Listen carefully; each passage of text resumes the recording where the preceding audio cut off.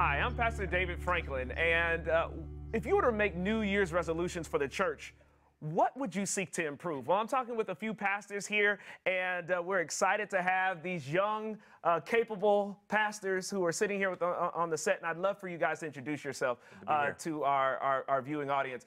Jeff, introduce yourself. I'm Jeff Starr. I'm from West Virginia. I pastor one church there, and I do some youth work, and I do summer camps there. So awesome to be here. Awesome. Glad to have you. Jason? Jason Foster, and I have the privilege of running our youth camp in Pennsylvania, along with being a dean at our dormitory at our academy, Blue Mountain, and I pastor a church in Reading as well. Cool. Jorge Coxac. I have 3 churches in northern New Jersey. I'm working with an elementary school also there in northern New Jersey, and just happy to be here and serving the Lord. Praise the Lord, man. Diego? I'm pastoring 2 churches in the Baltimore area.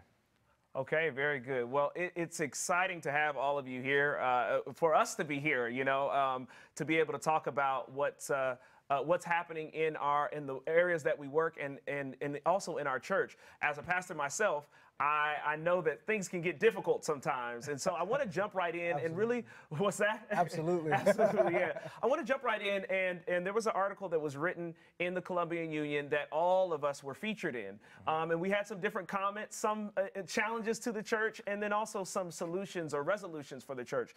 And I want to pick up with you, Jeff. I want to start with you. You wrote in your article, I often ask our young people if they're proud of the church, and too many aren't, so they don't invite people. You know, when I read that comment, I was referred back to an article that Roger Dudley wrote some 20 years ago that he had youth respond, and they said the #1 reason why youth don't stay in the church is because the church doesn't pay them enough attention. So I'm wondering how you think those two ideas relate, this lack of attention and also the fact that the youth don't feel proud to invite people to their church. Well, I think it leads into the one 20 years ago that Roger Dudley wrote. If that was the case 20 years ago, that has led into a youth, a young person, a young adult not caring about the church. And so if I don't feel invested in, why would I then invest into the church as well? So I think that if that's the case back then, which I believe it was, that led into what we find today with people not proud and people not caring about what goes on in the church because we're not caring about others. We're not winning their confidence. We're not winning their trust because we don't actually care about other people. And by default, our very own youth, which are in the church. Now, you talked about being invested in. What does that mean? Everything that it can mean, with time, with money, with giving them resources, giving our youth or young people resources to use, but it's more than that. It's about showing them and teaming up with them and saying, hey, I want to do ministry with you. I have a young son at home, and sometimes when he has to stay home, when I go out to do ministry, he's not happy, or when he has to sit on the sidelines. If I involve him, he's happy. He wants to do it, and I think that's the same case with as they grow up, as we deal with a young adult person. If we involve them and really invest in them and the people we're ministering to, not just to say, well, yeah, we did that, or yeah, we tried to talk to that person about Christ, but did you really take time to know that person and bring along a young adult with you, or a young person? Jason, you're a dean at an academy. Jump in on this. The lack of attention, not feeling proud, the investment that we make in our youth. Talk to us a little bit about that. Well, my time as a dean has, given me a perspective that is unique from my role as a pastor, because I live in the environment with the guys. It's day in and day out. And the thing that you learn about youth really quick is either you are who you say you are or you're not. And they identify it immediately. And so being a transparent man with them, even if the news is bad sometimes, even if I have to be truthful that I'm not this perfect guy, builds a connection. I think what Jeff was saying is so important. It builds a connection with them that allows us to move forward together, you know? And so to me, I think that's crucial then, is that you connect with your kids in a way where there's a partnership, right, as you both grow. And so now this, what you're talking about it could be potentially scary for Fo, right? I mean, couldn't it be? Oh, yeah. You know, what you're saying is that, hey, listen, even when I faltered, or you know, I didn't fulfill or meet the standard that I had even set or encouraged them to meet. Right. then you're saying, hey, listen, be honest with that and share that, and also talk to them about how they can grow out of that and recover from that. That can be a scary, particularly for older generations who maybe have always worked along the mindset that you just, you don't share those intimate details of your life. Nor do you make the mistakes. Right. There's this perception that you don't make these mistakes. Yeah. And when you take the time to admit them, that's the truth, and you can always build on the truth, but anything that you build on that's not truth, also everything moving there forward isn't necessarily going to be genuine. Jorge, jump in on this. Well, the Bible's very real. You understand? When you look at David's life, David was a man of God, a man after God's own heart, but when you analyze all the details of his life, he was a man who fell into sin. A man who was led by his passions and all of these things. And what makes the Bible so relatable is that real factor. And I believe that what he's saying and tagging along is that the young people need that. They need to be integrated into the whole process. They need to be brought into the board meetings. I have young people sitting through my board meetings. They need to be leading out in ministries. It's like my little sister at home, Susanna. She goes into the room, but until she paints it and puts up her things on the wall, that's when it becomes a room. That's an excellent comment. We're going to pick up this conversation in just a minute. We're going to take a quick break, and we'll be right back.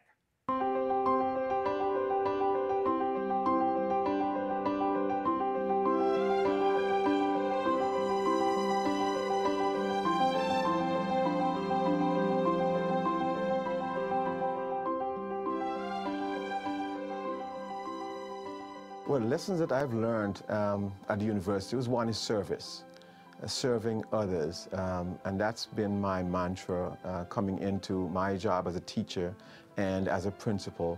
At the end of graduation, they lined up all the students, and we walked out towards the back and through the gateway. And lined up at the very end were all my professors. And it was such an experience to be able to celebrate with them, like the end of our journey that we had taken together. At a university like Washington Adventist University, you can get involved in a lot of different things, good things, that can broaden your experience. So you learn how to deal with a lot of varied activities in life. A favorite professor, I remember to this day, it's one of those things that will never leave you. I disliked math. It's hard to believe, but I disliked math as a middle school, high school student. And coming to college, I hope I didn't have to take any math, and of course I did. And I remember the teacher who made math fun for me, and her name was Paulina David, Miss David. I remember the class, it was Math 115. I remember the classroom, I remember the group of students that we worked together so much to make it a good experience for us all. We all were struggling. And walking out of that classroom, I really developed a love for math. You go through so much with these professors. You cry together, you laugh together.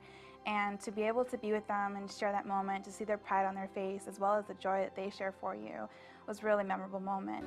Those things help to broaden your experience and add to the academic degree that you actually earn, and then you get something far better than that. You get a well-rounded education that has a Christian emphasis. Bertram Genlet. Amara Pabon. Ted Wilson. And I think Washington Adventist University is awesome. Gateway. Expanding. I am Weymouth Spence, and this is Washington Adventist University.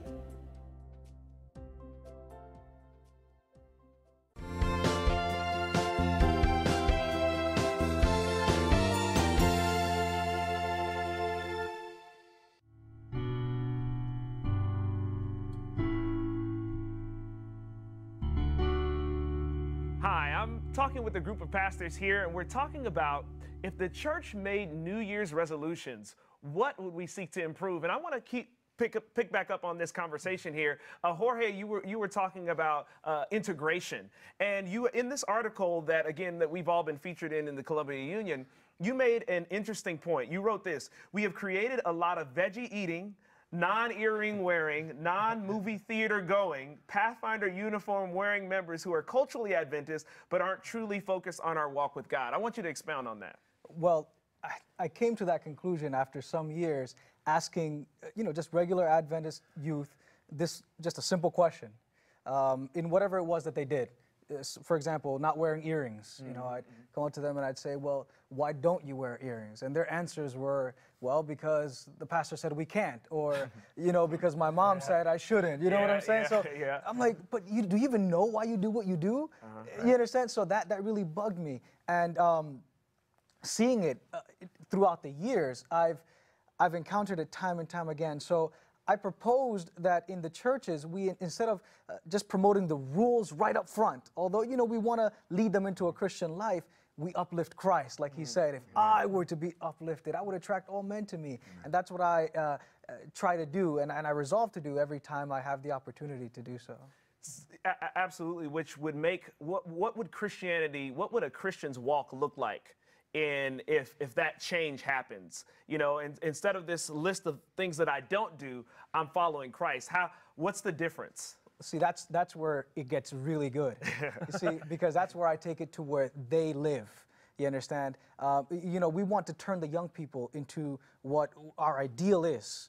But rather, if you were to meet them on their ground, like I play football with the guys, you know, and I'll play on the field with them, and when they do a bad play on me, and I'll just turn around and say, that's no worries, bro, you know, just I get up and brush it off, and they see it, and I say, you know what, that's how a Christian acts on the field, or that's how a Christian acts in school. You know what I'm saying? Just live in it. Absolutely. Jeff, go ahead. There's a theory about three story. I don't know if you guys have heard of it, but it's where you have God's story, your story, and other story. And when my story is integrated with God's story, when I am acting like him, when I am submitting to him daily, then it's easy for me to talk about God to my friends. Because as those three circles interact, as more they interact, the easier it is for me to share. If they're separate, if God's over here, I'm here, and you're over here, I'm never going to be able to tell you about God. Yes. And so it's so true that we need to give ourselves to Christ daily. You're talking about compartmentalization, where we put God in one. He's there on church, but not when we're on the basketball court or at our job, or et cetera, et cetera. Diego, I want you to jump in on this, man. What are your thoughts about how we kind of compartmentalize God and how we can better integrate him to everyday life? I think the first thing we need to understand and really evaluate our theology of God. The way we act really resembles the way we believe that God is. This kind of place that God is up in heaven, looking down and punishing people for doing their bad actions, they're really not getting the right picture. They're not really the text that God is a loving God. From the very first page in Genesis throughout all the last page in the Revelation, we see a loving God. It's willing to integrate himself, to accept people. And a lot of people say, well, God doesn't care about me. Well, he became flesh. Jesus forever, for the whole eternity, would be flesh. He have scars on his hands. So when we understand that God is not a God who is far away from us, is a God who is right here, relevant, and he cares for people. When we understand that, we start caring as God does. Otherwise, he's up there and we don't act as he would. Now, what you just mentioned there, if we were to really use modern terminology, we could say what God did was radical. To send himself into this kind of modern context and to be born in the flesh as a human, that was a radical move to save folks' lives. So if we're really talking about following Jesus, that's dangerous. That's a dangerous proposition. And I wonder how scary that might be for our churches today if we were really to follow Jesus 100%. One thing that I liked what both these guys were saying here when it comes to this integration concept, you know, not only is God a loving God, but he's also a God that integrates. Amen. Both in the Old Testament and the New Testament, you see example after example after example of situations where if I was God, I would be very scared to release the reins to these individuals who are flawed and, you know, crazy and untrustworthy and all this kind of stuff. And I think that's something that we battle as people as well within the context of our church. In other words, God is saying, this is what I want to accomplish, and I want you to partner with me on that. And so getting people integrated into that is so crucial, but where we lose control. And we lose control. That could be bad. That could be bad, right? That is the scary part. We may do something that we're not supposed to do, or we may end up in a situation that is not common to our tradition. Right. So how do we follow Jesus anyway, despite what may happen. But I've got to put a pin right there because all right. we're just about out of time, and we're going to have to come back and go to break. But let's pick back up on this topic. All right, we're going to come back. We have more to talk with these gentlemen about these pastors who are on the cutting edge of ministry and actually integrating their lives into the fabric of their community. So we're going to come back and talk with these pastors in just a second.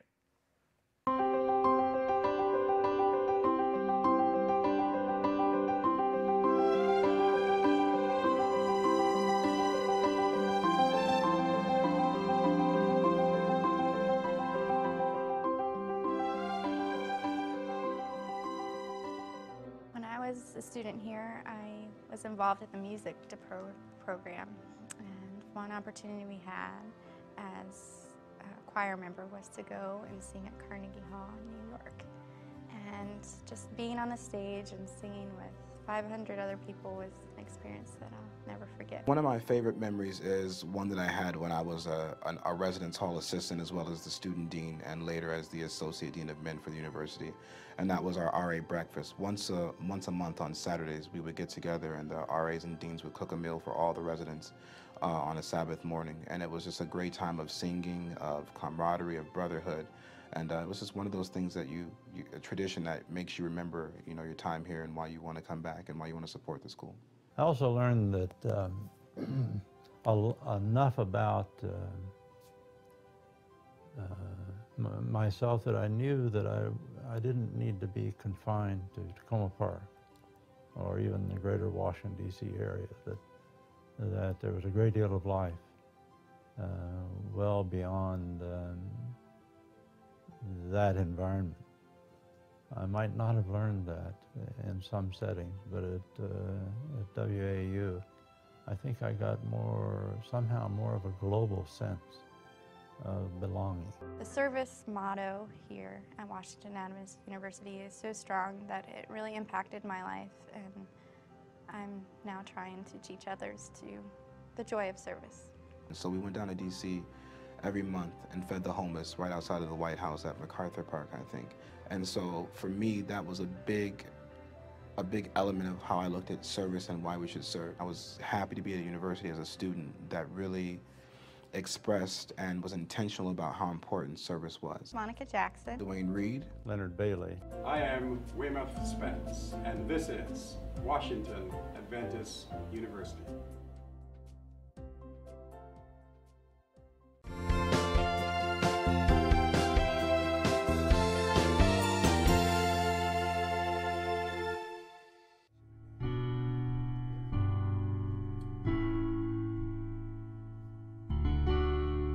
If the church were to make New Year's resolutions, what would we seek to improve? I'm talking here with a group of pastors, and we're having a lively conversation.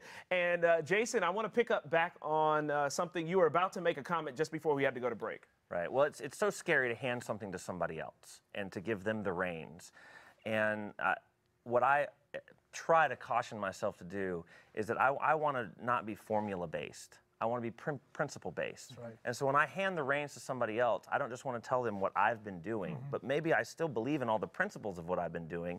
And when I hand that to them, then I say, now you do it and just accomplish the principles.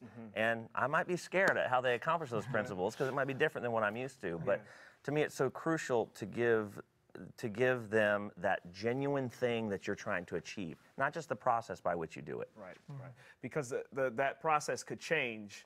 As long as the mission is the same, the principles are the same, the process could change. In fact, Diego, you pick up on this in part of the article that you wrote. You said the issue is never the message, but the approach. Expound on that. That's kind of tagging along with what Jason just said here. It does really follow that.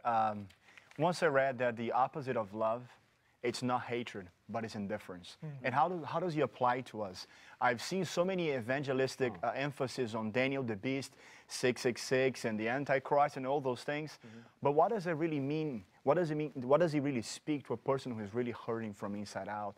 A woman who is being abused by her husband, a young boy who thinks has a girl inside his body.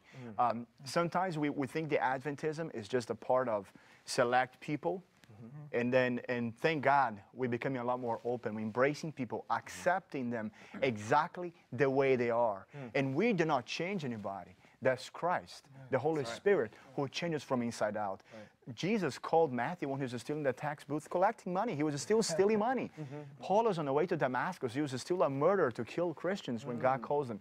When we understand that when the messages come just as you are, and Jesus will change us, we'll become more relevant. We've got to analyze our evangelism and really speak the language that people need to listen to. This goes to the issue of predicting what someone will look like once they've accepted Jesus. I think we like to do that sometimes. We want to predict what they, yeah, exactly. So how can we fulfill this approach, and yet at the same time within our church, we have to admit that, you know, when I read my baptismal vows, there were 13 vows that were read to me, and yes, I do. I had to say yes to those vows. So how can we still involve people and help people come to Jesus Christ, at the same time making sure that they're fully aware of what the church stands for? Or do they need to be fully aware? I'd say absolutely. I mean, but you have to get to know them to find out how to best approach them. You understand? So, and I would think of an example when I preach to kids. I tell them you got to be like a Cocoa Puff. That's how I explain evangelism, because the Cocoa Puff makes all the milk turn chocolate. Right. And that's how we got to be. We got to make the whole world, you know, tell them about this Christ that we know about. Right. You know, just getting to know what they like, what they're into. But can you baptize a person before they have totally worked out all of their sin issues? I truly believe that we can. The Bible does not say that baptism is actually membership to a church. When the person understands that they want to accept Christ, that's just the beginning. That's not the end of the road. And then if we understand that the baptism is just the beginning, yes, they might be struggling still with cigarettes or drugs, whatever, but they're willing to change. They finally realize that they have to change. Other people have not yet, but when they do, they understand they have at least have the willingness to change. Yeah, it's so funny because we have certain words that we tagline that people need to be doing well before they get baptized. Right, you know, right. we want them to stop smoking, we want them to stop drinking, but then why don't we hold them accountable to pride before we baptize them? Gossip. You know, there's the gamut of things. It would be impossible to be baptized. Right. Well, and that's why I think we get confused as pastors, as church leaders. We sometimes think that baptism is salvation. Christ decides, and God decides who's going to be saved. We can say, yes, you can be baptized. If there's that desire to follow Christ and say, I will give everything to God, put them in the water and let God walk with them. Yes. And so we can't say that, well, if I baptize you, God's going to have to let you into heaven. No, that's not how it works. We can't say that. We need to say, do you want to serve God? When you're convicted of whatever the issue is, when you're convicted of that, will you stop?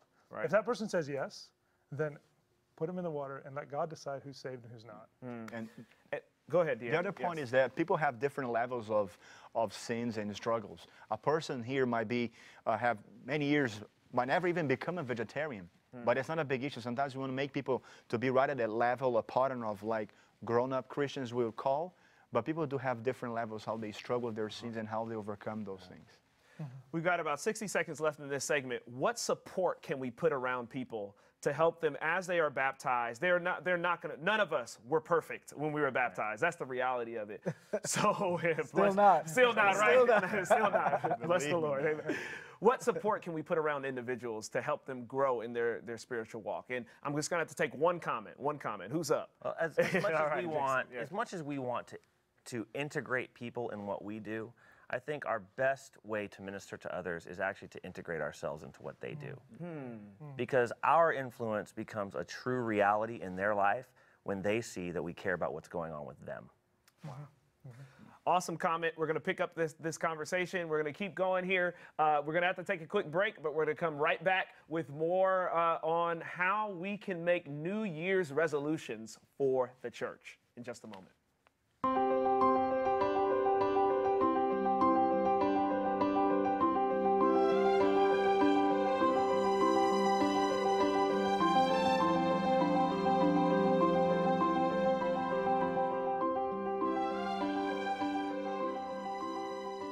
Well, lessons that I've learned at the university was one is service.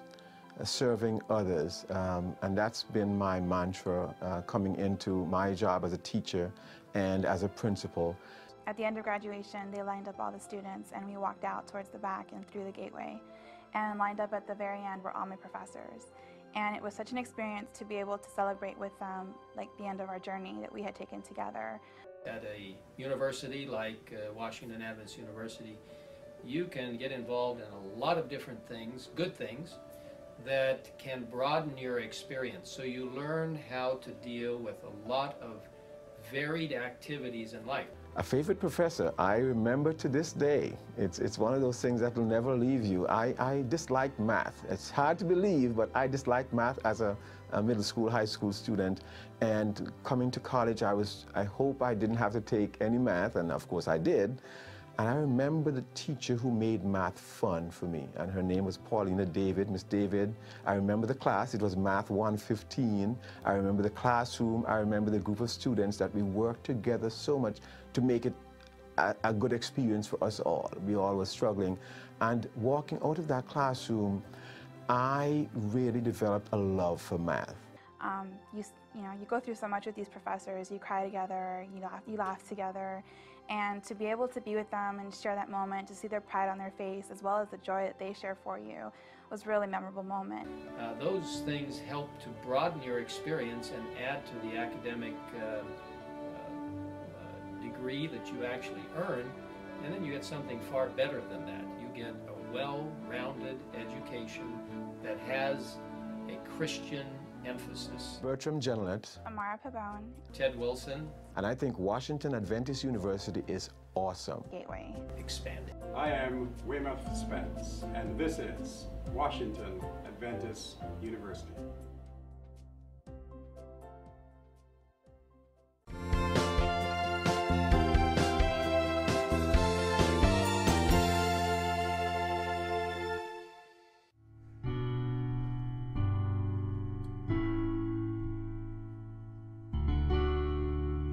The question is, if the church were to make New Year's resolutions, what would we seek to improve? And I've been privileged to talk with several pastors, and we've been talking about authenticity and community and integration.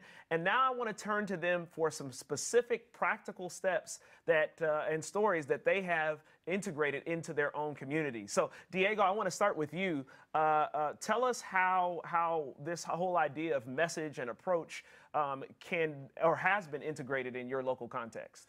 Well, several different ways, but an interesting one is about we having a hopeful expectation from people, hopeful acceptance. Not long ago, one of the young ladies of my church, she came to me and she was crying and she was sharing that she was having homosexual issues. And that was the first time she was telling anybody about the situation. And I had a charge to say, well, this is a sin now, you know what you're doing wrong, or pray with her and just be there for her. And of course, we know this is a sin, but we have to believe and be hopeful that the Lord can change her. She had issues at home, had issues with her father. She hated her father until she one day called him and asked for forgiveness, and she's being healed by God. But the principle of accepting people just the way they are and hoping that God himself will change them, I think would be a great resolution for 2013. I love it. Hopeful expectation. I love it. I love it. Jorge? Well, praise God. I mean, getting involved in what they get involved with is very important to me. I've seen it work several times. I was working with my boy Jonathan one time, and we'd wrestle. And because that's what he was into. He was a jiu-jitsu master, and you know, I wrestled with him because I did some Greco-Roman in high school. So we'd be sparring and all this stuff. And after some time, you know, this is a guy that he was in the church, but not really. And he began, you know, talking to me about things that were interesting to him. He said, you know what, I started reading my Bible just by me wrestling with him, you know. That's it. I wasn't even telling him. But you know, there was this one brief moment one time. And those are the moments that I do this for. Yeah. You know, this one brief moment where he opened up and he was tired and sweaty from all the romping around, but he opened his heart, and there I came in with the gospel, and just seeing that lighten up in his eyes, you know, it made so much of a difference to him, and I know that can happen to anyone once we get involved in their context. You made him your friend, and then he was willing to, he trusted you, And so then he was willing to hear the gospel from Well, you. he knew where to go. He knew who to go to. Wow, wow. Love it. Jason.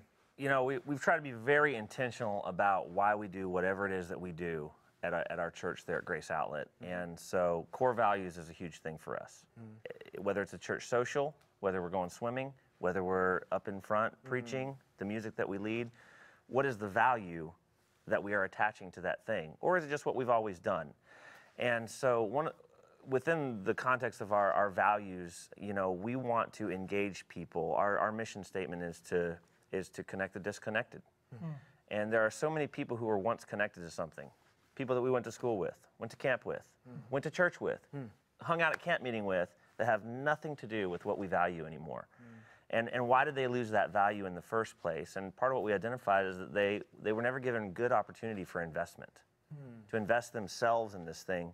You know, it's amazing what people won't leave once they're invested into it. You know, jobs that are just awful, but they put so much time into it, they're not leaving. Yeah, yeah. You know? Yeah. And so yet in our churches, we don't give them that opportunity to invest like that sometimes. And so one of the processes by which we use is that when we connect with somebody who is either has never been church or was formerly church and now has kind of, you know, lost their way and is kind of doing their own thing, we've really tried to set up venues where they can just immediately get involved.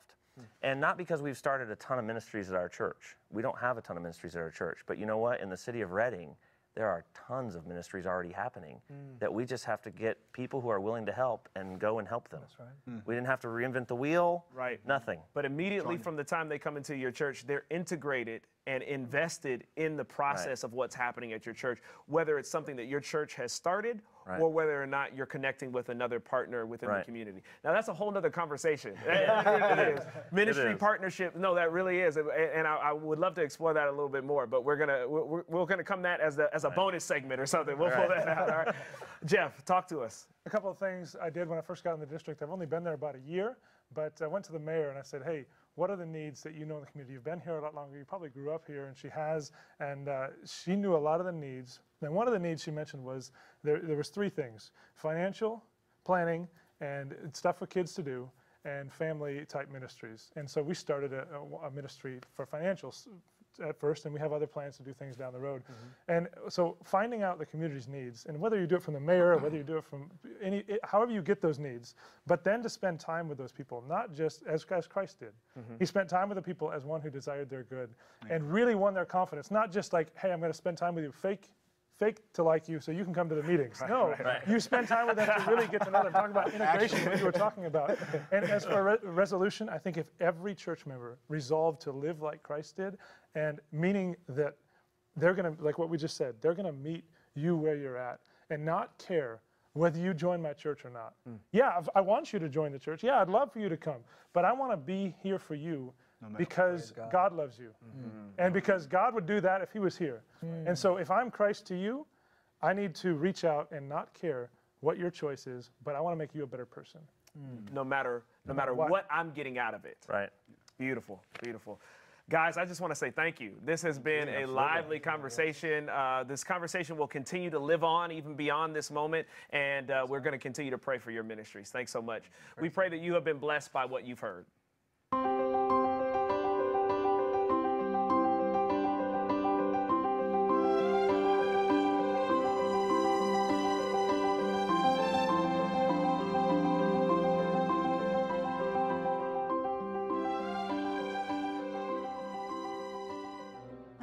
A student here, I was involved in the music program, and one opportunity we had as a choir member was to go and sing at Carnegie Hall in New York. And just being on the stage and singing with 500 other people was an experience that I'll never forget. One of my favorite memories is one that I had when I was a residence hall assistant as well as the student dean and later as the associate dean of men for the university.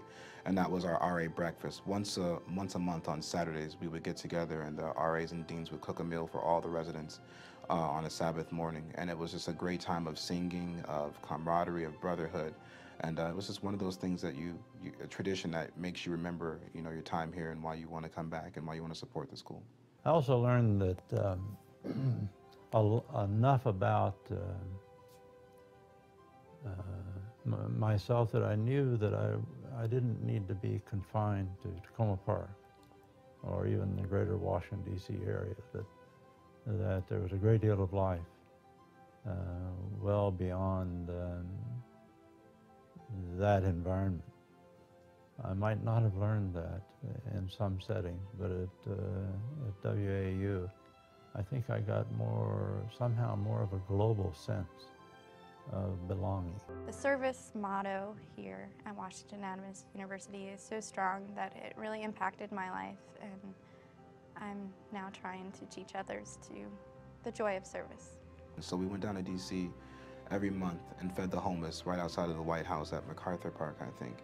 And so for me, that was a big element of how I looked at service and why we should serve. I was happy to be at a university as a student that really expressed and was intentional about how important service was. Monica Jackson. Dwayne Reed. Leonard Bailey. I am Weymouth Spence, and this is Washington Adventist University.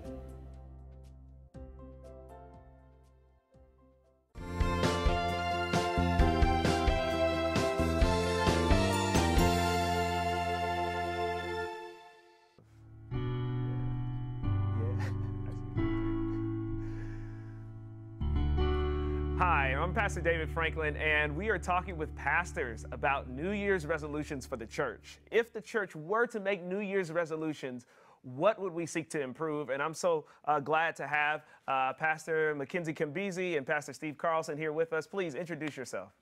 Pastor Mackenzie Kambezi of the Parkwood Toledo Church. Okay, very good. And Pastor Steve Carlson, work as the youth director for the Ohio Conference. very good, very good. Well, I want to jump right into it. All of us were featured in an article in the Columbia Union Visitor, in the magazine there, about New Year's resolutions for the church. And I want to pick up with you, Pastor Mackenzie. You wrote this: every organization and club exists for its members. The church is the only organization that exists for non-members. It doesn't mean that we are not for members, but members need to know that it's about God reaching to non-members through them. Talk to us a little bit about that. I appreciate that, Pastor Franklin. I think for me, that's the whole essence of the Great Commission. When you look at it, it's as soon as Christ touches my life, I have a responsibility of touching somebody else. I don't have to know it all. The little, whatever he has done for me has to cause me to turn around, and then I don't become the focal point, but I reach out after souls as Christ came to do. So when I look at it as long as the church is still on that mission of understanding that Christ called me in just to be a channel through which he's going to reach the world, I just simply become his extension. So whatever Christ was doing as the will of his Father, and that's what he existed for, the church becomes, which is not focusing on the inside, but being healthy on the inside whilst focusing on the outside. Well, see there, you've kind of parsed it there to say, you got to be healthy on the inside in order to reach outside. Because I know some church members would say, well, Pastor, there's some churches who all they care about is getting people in the door, and there's nothing happening within the church. So how do we balance the two? I think that's a very important question. From my experience, here's what I've seen. I've noticed that the healthiness of the church becomes better as we focus on the outside. It's like parenting. Before you become a parent, you think you have more questions about being a father. You're asking, man, how am I going to do the diapers? How am I going to do this? But as you become a parent, you discover that resources become available. So as the church focuses on the mission, it's amazing how all our issues on the inside are minimized as we focus on the joy of bringing in the sheaves, if I may say. Yes, you can. Steve, yeah. Jump in on this, man. Everything that God gives us is meant to be passed on, and that's exactly what I think he was sharing. This idea that Christ loves us in order to love others. Christ forgives us so that we can forgive others. We're blessed monetarily so that we can use that as a resource to bless others around us. And it's this continual acknowledgement of what I've been given and what I can do with it. And as we use that to reach our community, to reach our neighbors, to reach anybody that's placed in our sphere of influence, we're blessed because of it. We're healthier because of it. And that only happens, I think, by experience. And absolutely agree with that. So how do we begin to create churches that actually do this on a more regular basis or a more consistent basis, or I might even say on a more holistic or in a more holistic way, so that this is what a member understands their purpose to be. Not just to come in and warm a pew, not just to come in and hold a position in the church, but to actually be actively connected to and reaching out to those who are not members or those who are outside, not just not members of the church, but those who don't know Jesus. And maybe I just add tag on to that. Is there a difference? Is the goal to get them to be members? Is the goal to get them to be to know Jesus Christ? I think that's a great question, because I think we're almost shifting into discipleship and membership. Yes, yes. Being a member does not, just switch over for me to say I'm a disciple.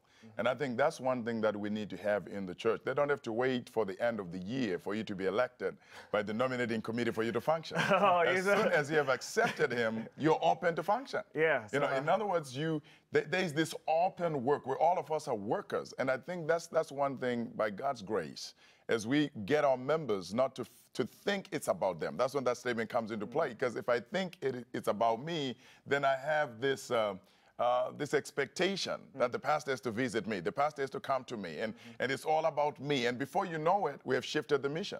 It's no longer about those non-members, it's about us. Now people, and then the temptation to think the church has to be perfect before we go outside. Yes. Now we get into programs, but programs is not ministry.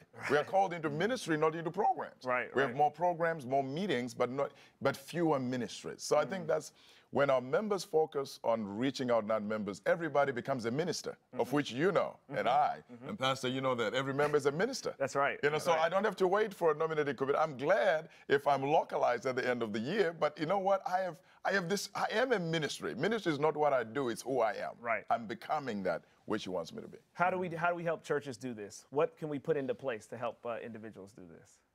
There are some churches who have gone so far, and I don't think there's very many of them that have done this, but there are some who equate membership to ministry involvement. And they say to be a member, choose your ministry, and that's part of being a part of the church. Is what am I going to contribute? What am I going to do?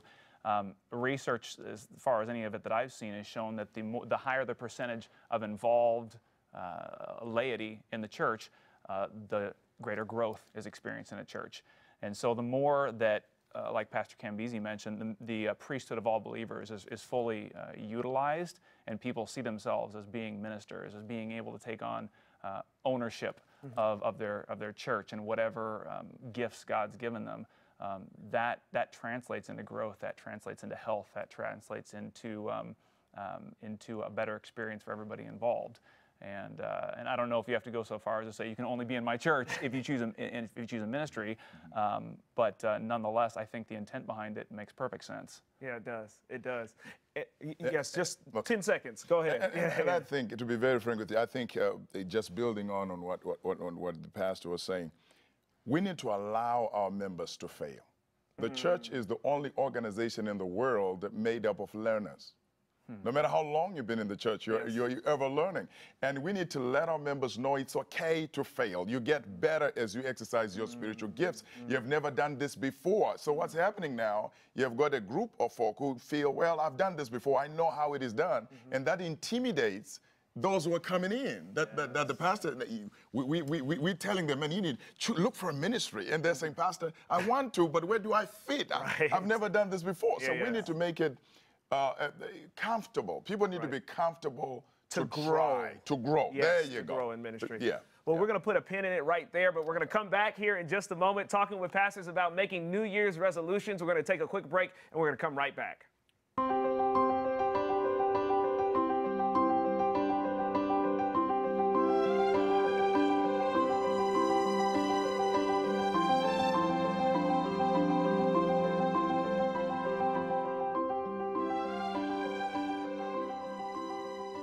Well, lessons that I've learned at the university was one is service, serving others, and that's been my mantra coming into my job as a teacher and as a principal. At the end of graduation, they lined up all the students, and we walked out towards the back and through the gateway. And lined up at the very end were all my professors. And it was such an experience to be able to celebrate with them, like the end of our journey that we had taken together. At a university like Washington Adventist University, you can get involved in a lot of different things, good things, that can broaden your experience. So you learn how to deal with a lot of varied activities in life. A favorite professor, I remember to this day. It's one of those things that will never leave you. I disliked math. It's hard to believe, but I disliked math as a middle school, high school student. And coming to college, I hope I didn't have to take any math, and of course I did. And I remember the teacher who made math fun for me, and her name was Paulina David, Miss David. I remember the class, it was Math 115. I remember the classroom, I remember the group of students that we worked together so much to make it a good experience for us all. We all were struggling. And walking out of that classroom, I really developed a love for math. You go through so much with these professors. You cry together, you laugh together, and to be able to be with them and share that moment, to see their pride on their face as well as the joy that they share for you, was a really memorable moment. Those things help to broaden your experience and add to the academic degree that you actually earn, and then you get something far better than that. You get a well-rounded education that has a Christian emphasis. Bertram Jelinet. Amara Pabon. Ted Wilson. And I think Washington Adventist University is awesome. Gateway. Expanding. I am Weymouth Spence, and this is Washington Adventist University.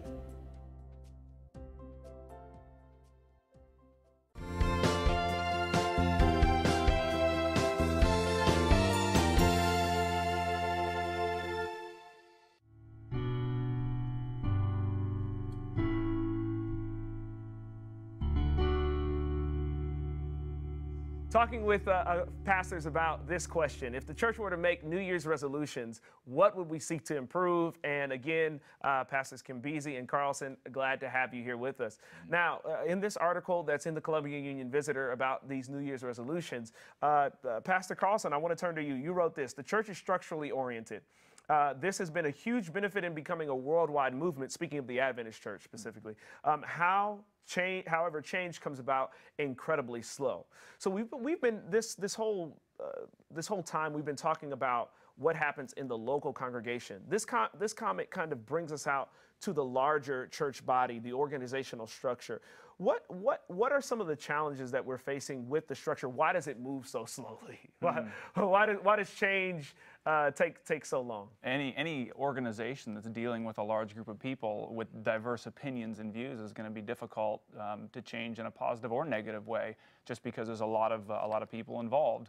You want to bring politics in it, you got Congress to deal with, and that's a fun conversation. Right. You know, or if you want to deal with the church, it's been an incredible blessing having this many people involved in the financial sharing of resources and the structure that's in place for our healthcare system and education and church support and pastoral continuing education and all kinds of other areas that have been good for us. But there's a generation of people now who are not so interested in organization as they are in active involvement in ministry, something that they see as being pertinent and relevant to their lives. After finding out I was going to come here and do this, I got an email just this last week, a couple of days ago, and it was from a friend of mine I went to college with, and he said, "Look, I'm over the church." He says, I'm walking away, and I'm not walking away from Jesus. I'm walking away from the church because what I'm dealing with now," he says, "the questions that I have, the church is not willing to deal with because you have so many diverse opinions out there that you have to walk on eggshells to make sure I don't offend this person or that person, or that it's not going to place me in conflict with my local church or with a stance, because they don't see it as a safe place to ask questions." And so they say, if I've got this issue or this question or this thing that I'm trying to work through, I either don't address it and the church is not relevant to me, or I do address it and I'm seen as a heretic or as a rebel, whereas I'm just honestly seeking after what truth is and what do I do with this stuff that I see in front of me. Right. And I guess so then, in fact, sometimes it feels like the one place that they don't want to bring it, I've had youth tell me, is they don't want to bring it to the church. But in saying that, though, we also acknowledge that this structure has allowed us to have this worldwide impact. It has allowed us to develop these, hospitals and organizations and have in tentacles, if I can say it that way, in all areas of the world. So how do we balance the two? We've got to have change. We've got to be able to create an environment where young people and young adults can grow and develop. But the church has provided that structure for us that has been a benefit to us. So how do we balance maintaining that benefit and also understanding that there needs to be change in the hearts of the folks that we work with on a day-to-day basis? Absolutely. And I think some of the things that we mentioned before, as far as the different facets of our church, they set us up for success. I know that with my wife and I, we have two little boys, a 2-year-old and a 4-year-old. And our joke is always, we want to set these boys up for success. We want to make it as easy for them to succeed as possible. Mm-hmm. We want them to be contributing members in society. We want them to find good wives. We want them to fall in love with Jesus. Mm-hmm. We want all these things for them, and we have this view, this ideal future that we have in mind for them. And so everything that we do, it has to come back to saying, how do we make it as easy for them to succeed as possible? Right. And we do the same thing with the church. We want to make it as easy for whether you're talking about youth, young adults, or anybody else, how do we make it as easy for them as possible to have an encounter with Jesus, mm-hmm. to be able to ask real questions, to be able to search through and figure out, whatever questions they're groping with at that time. Yes. And that's going to take an element of the potential for failure. And you mentioned that before, and I think that's a great way of putting it. There is going to be ministries, there is going to be conversations that don't go as we had hoped or as we expected. And you look through the history of our church, and there's plenty of examples of that. And I think that's okay. It's just being comfortable with that and saying, you know what, the Holy Spirit is working in this church. Through those conversations. And I want to do whatever I can structurally to be able to set people up to have that encounter with Him and to work through their growth. Local level, how have you been able to do this? I think for me, building up on this answer that the pastor has given us, I think there are two things that has helped me shift my church to where we're going right now.